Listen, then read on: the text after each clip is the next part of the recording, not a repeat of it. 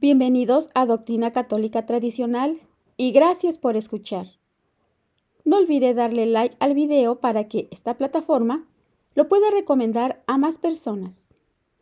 Comenzamos con nuestras oraciones.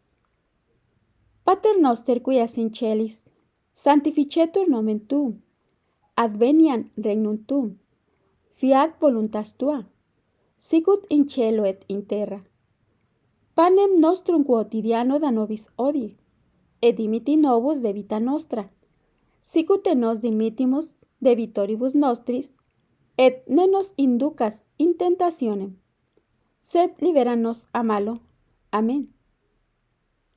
Ave Maria, gratia plena, Dominus tecum, benedicta tu in mulieribus, et benedictus fructus ventris tui, Jesús. Sancta Maria, Mater Dei, ora pro nobis peccatoribus, nunc et in hora mortis nostre. Amén. Sancte Micaeli Arcangeli, defende-nos in praeli, contra nequitiam en insidias diaboli, esto presidium. Imperet illi Deus, supplices deprecamur. Tuque princeps militia celestis, Satanam aliosque spiritus malignos, qui ad perditionem animarum pervagantur in mundo. Divina virtute in infernum detrud. Amén. Cor Iesus sacratitium, miserere nobis. Cor Iesus sacratitium, miserere nobis. Cor Iesus sacratitium, miserere nobis. Continuamos con el libro Carta abierta a los católicos perplejos de el venerable Monseñor Marcel Lefebvre. Capítulo 18, que lleva por título La verdadera obediencia. La indisciplina reina en todas partes dentro de la Iglesia. Comisiones de sacerdotes envían conminaciones a sus obispos. Los obispos hacen caso omiso de las exhortaciones pontificias. Ni siquiera las propias recomendaciones y decisiones conciliares son respetadas. Y sin embargo, nunca oímos pronunciar la palabra desobediencia, salvo para aplicarla a aquellos católicos que quieren permanecer fieles a la tradición y sencillamente conservar la fe. La obediencia constituye una cuestión grave, pues supone permanecer unido al magisterio de la Iglesia y particularmente al sumo pontífice. Esta es una de las condiciones de la salvación. Tenemos profunda conciencia de ello y nadie es más adicto que nosotros al sucesor de San Pedro que reina hoy, así como lo fuimos a sus predecesores. Hablo aquí de mí mismo y de los numerosos fieles rechazados en las iglesias, de los sacerdotes obligados a celebrar la misa en cobertizos como se hacía durante la Revolución Francesa y a organizar catecismos paralelos en las ciudades y en las zonas rurales. Somos adictos al Papa cuando éste se hace eco de las tradiciones apostólicas y de las enseñanzas de todos sus predecesores. La definición misma del sucesor de San Pedro lo obliga a conservar este depósito.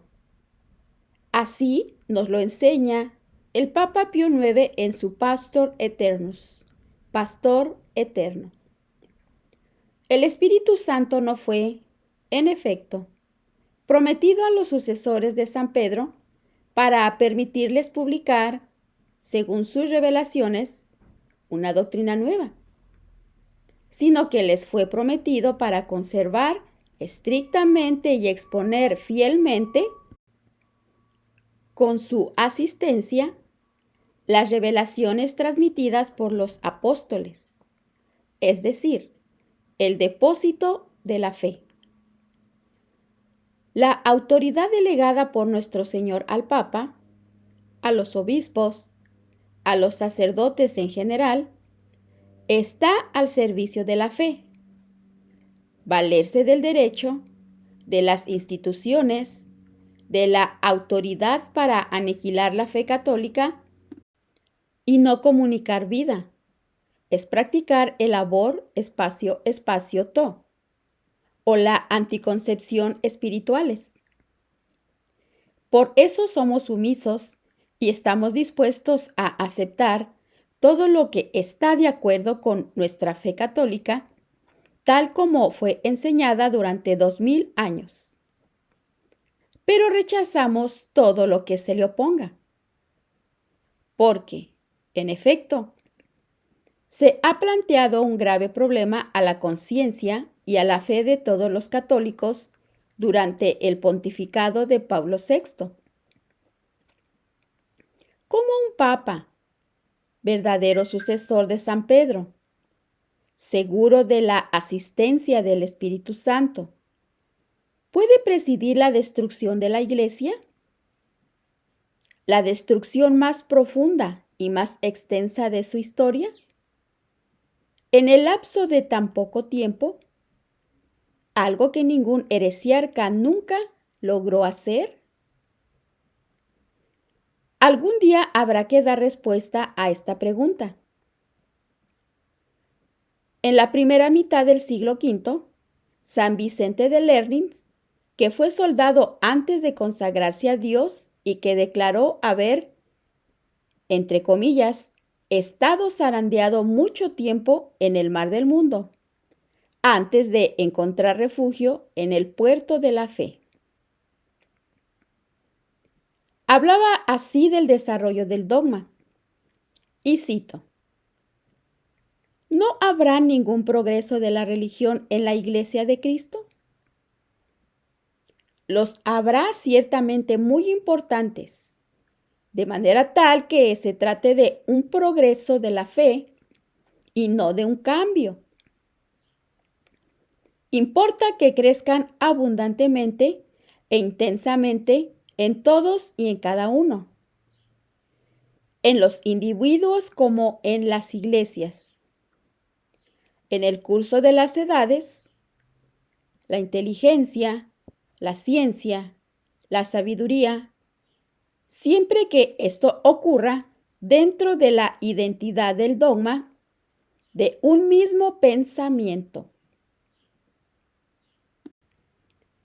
San Vicente conocía el impacto de las herejías y dio una regla de conducta que continúa siendo buena después de 1500 años. ¿Qué hará pues el cristiano católico si una parte de la Iglesia llega a separarse de la comunión, de la fe universal?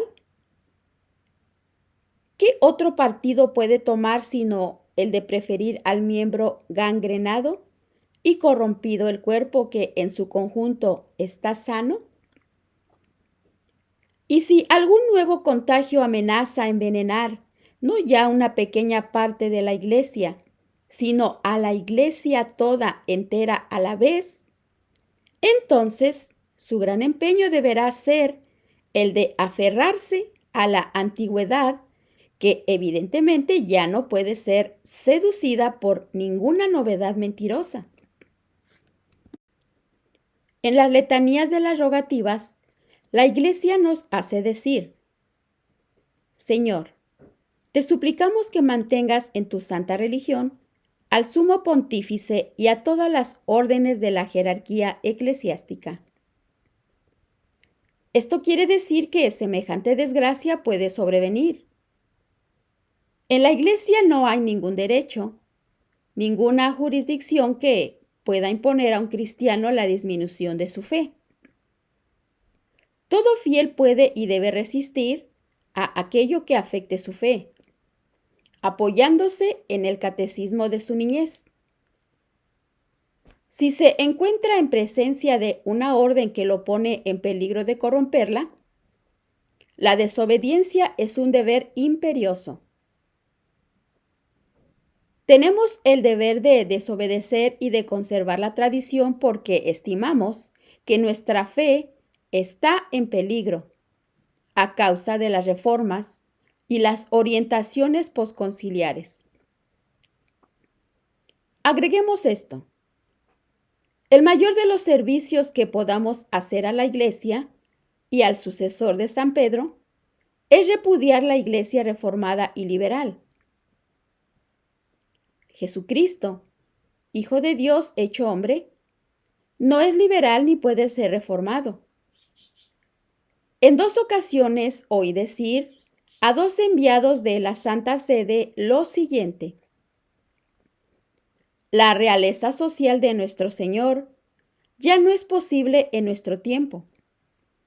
Hay que aceptar definitivamente el pluralismo de las religiones. Eso fue exactamente lo que me dijeron.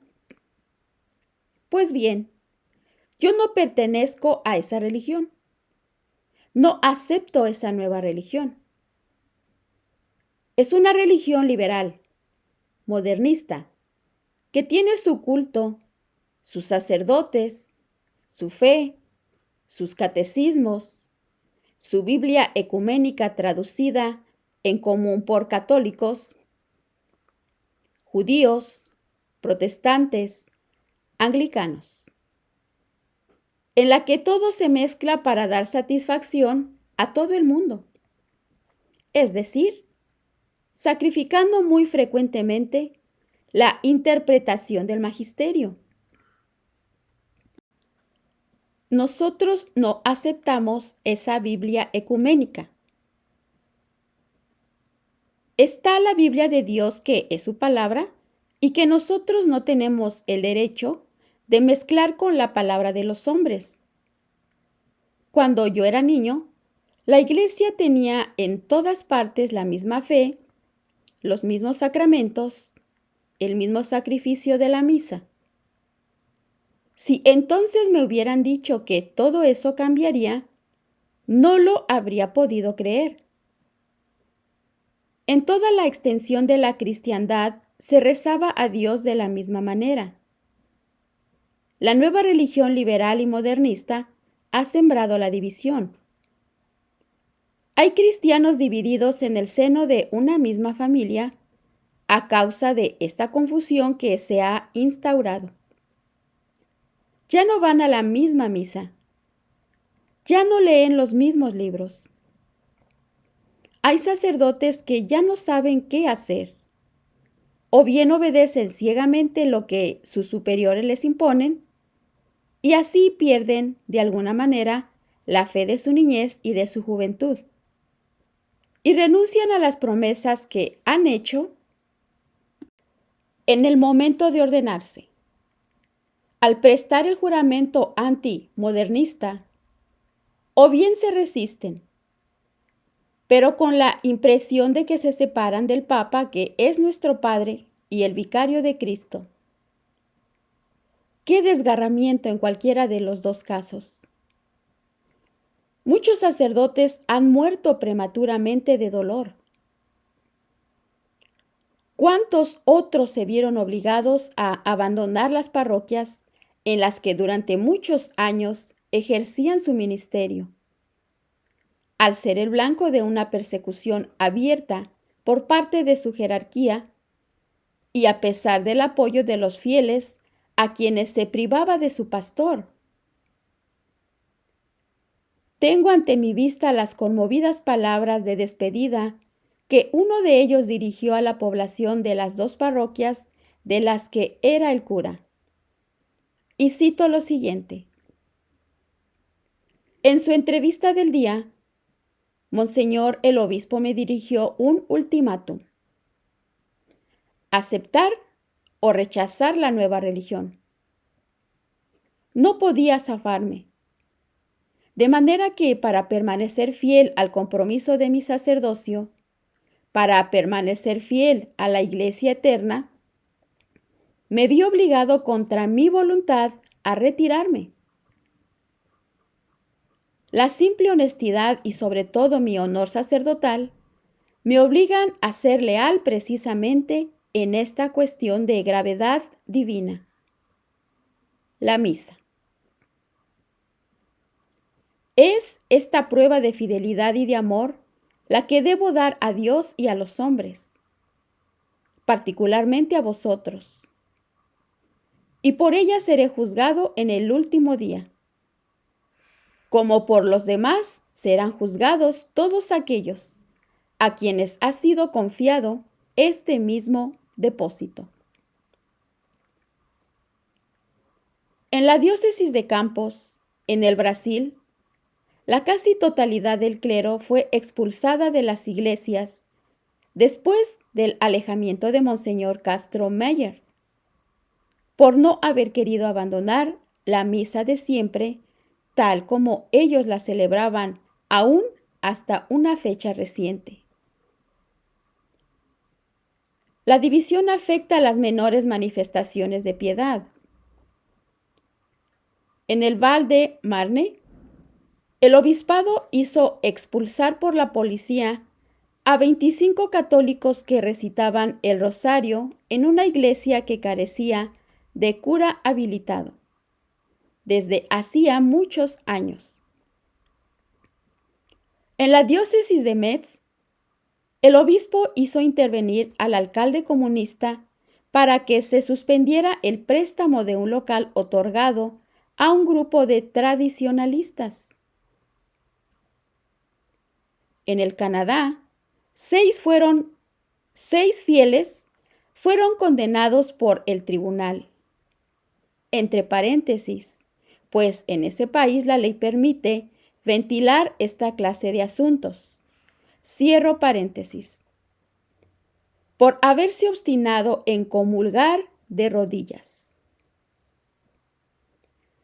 El obispo de Antigonish los había acusado de, entre comillas, perturbar voluntariamente el orden y la dignidad de un servicio religioso.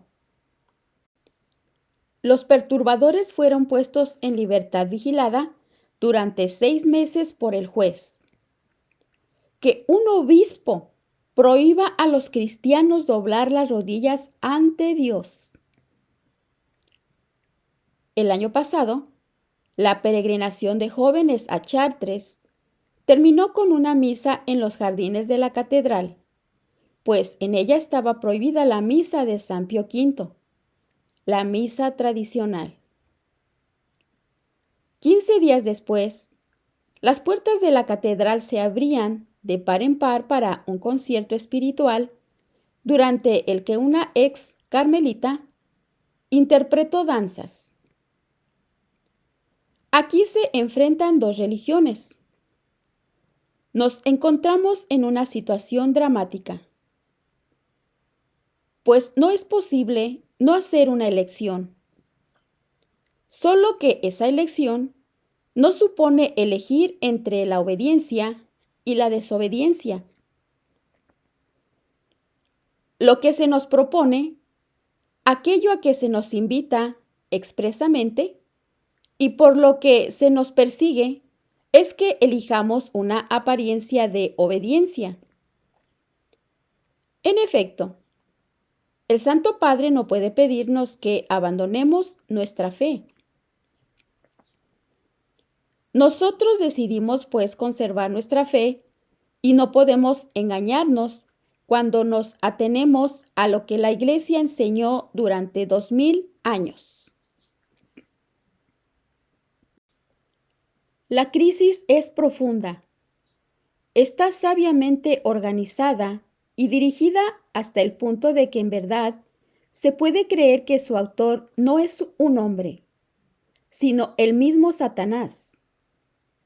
Ahora bien, Satanás hizo algo magistral cuando logró hacer desobedecer a los católicos en nombre de la obediencia.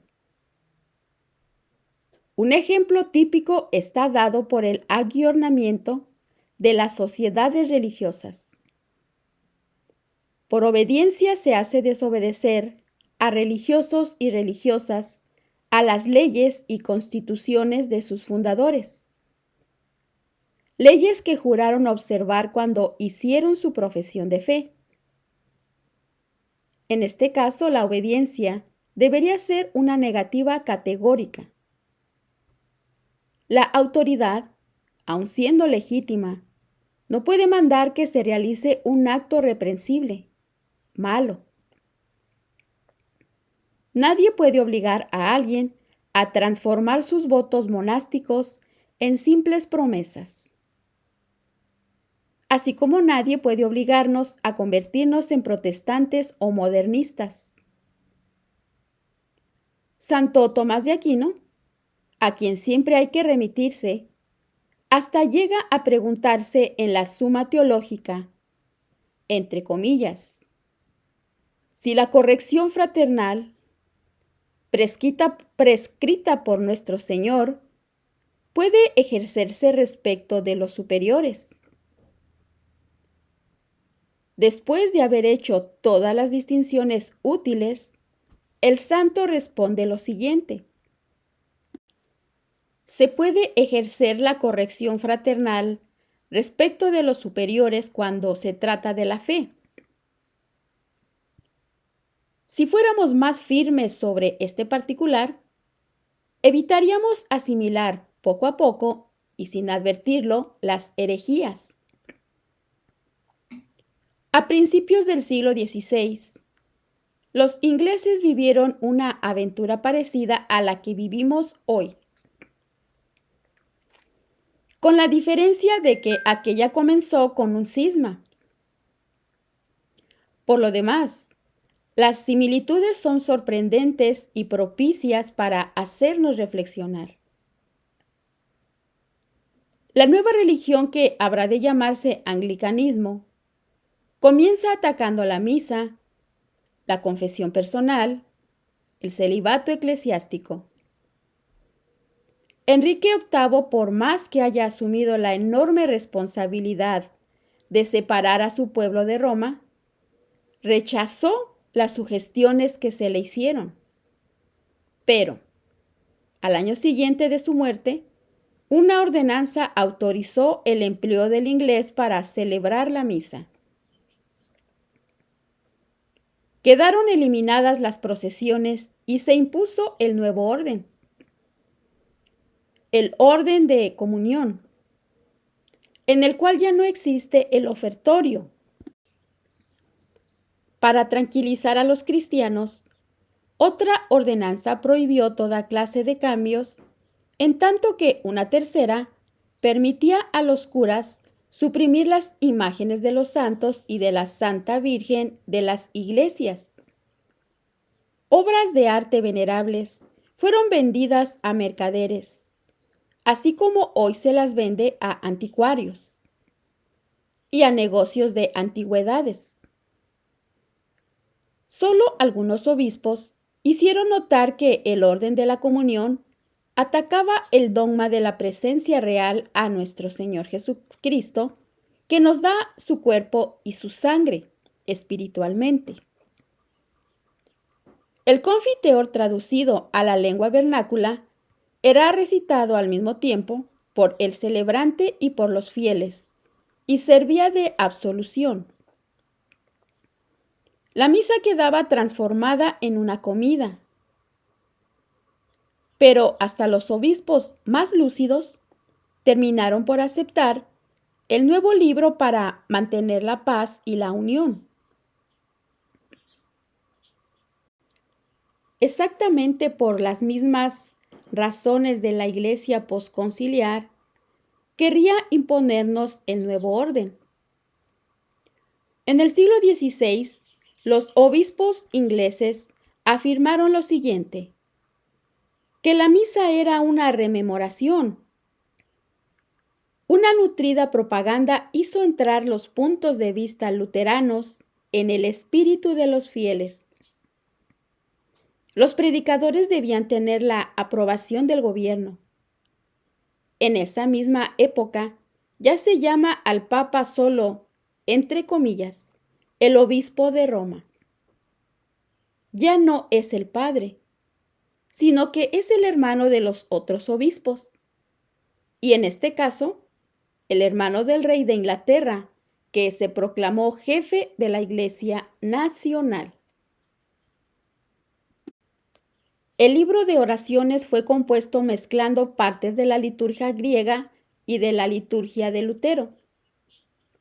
¿Cómo no pensar en Monseñor Bugnini cuando redactaba la misa llamada de Pablo VI con la colaboración de 6 observadores protestantes agregados al Consejo para la Reforma de la Liturgia? El libro de oraciones comienza con estas palabras y cito lo siguiente.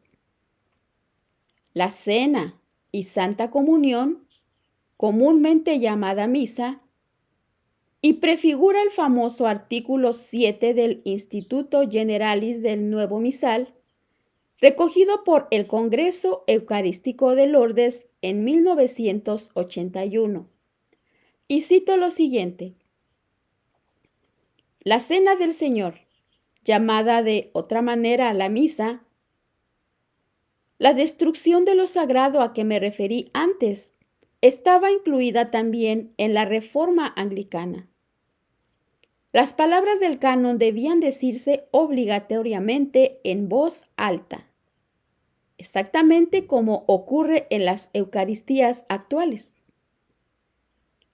El libro de oraciones fue también aprobado por los obispos para conservar la unidad interior del reino. Los sacerdotes que continuaron diciendo la antigua misa incurrían en penas que iban desde la pérdida de sus rentas a la renovación lisa y llana en caso de reincidir y a la prisión perpetua.